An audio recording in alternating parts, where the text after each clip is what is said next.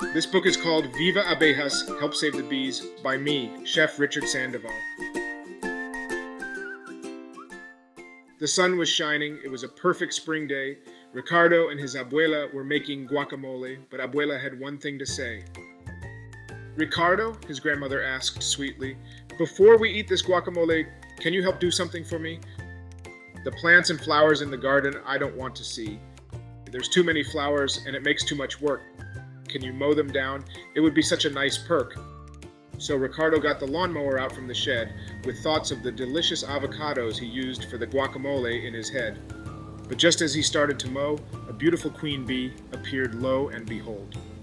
"Do you know what you're doing?" the queen bee buzzed all about. "We need these flowers, so please I ask you to halt." "What do you mean you need these flowers? They're taking up space," Ricardo responded. "My abuela wants them gone so they're not all over the place." "Bees and flowers are very important to the earth," she responded. "Did you know your favorite guacamole couldn't be made without my bees' hard work?" "I didn't know that. Holy moly, but how do bees make guacamole?" "The bees don't make the guacamole, but that would be sweet. We do pollinate 3 and 4 avocado plants that are used to make your favorite treat. I love avocados. They're my favorite thing. But what does pollinate mean?" Pollination is the process that allows plants to reproduce, like fruits and vegetables, and all of their roots. Did you know 3 out of 4 flowering plants in the world depend on pollinators? Such as bats, butterflies, bees, we're the common denominators. Ricardo paused. "So, without bees pollinating our plants, we wouldn't have any food? I love to eat, so that would be rude." "That would be correct, little stranger. And bees are in danger, so food is in danger. Our population is dwindling due to loss of habitats, parasites, and pesticide. These things make it hard for bees to survive." "That's terrible. Now I know how you felt. So please tell me, how can I help?" "One thing you can do is planting bee-friendly flowers and trees for the hives. This gives us a bee paradise so we can continue to thrive.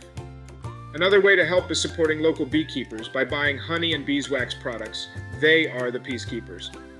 "I love learning all of these facts, but what is beeswax?" Beeswax is a wax used by honeybees for building our hive, but it can also be turned into things like soap and candles to try. Wow, I didn't realize. How many bees are there in a hive?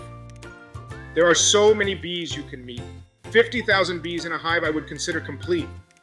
That's so many bees. What if I get stung? I'd hate to be swelling here in my thumb.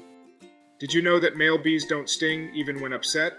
And female bees, also known as worker bees, don't sting unless there's a big threat. That's good. It sounds like a breeze, so I shouldn't be afraid of bees? Not at all. Bees are good for the earth when they can populate and pollinate and do their work. I think I'm going to help Abuela plant some seeds, some fruits and flowers to help the bees. That would be wonderful. It's beautiful weather. You'll be able to share lots of guacamole together. Thank you for teaching me so much about bees. There's so much to do. What kind of bee are you? I am a queen bee. My job is to run the hive and lay eggs for the next generation of bee lives. Every hive has one queen, but the types are 3, the queen, the drones, and worker bees.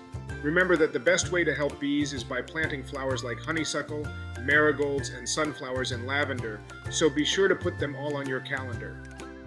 That's wonderful. Thank you, queen bee. I can't wait to plant flowers, Abuela and me. Thank you for your help, Ricardo. Now go eat your guacamole before it gets dark out. The end. Thank you for listening and hope you can be the difference.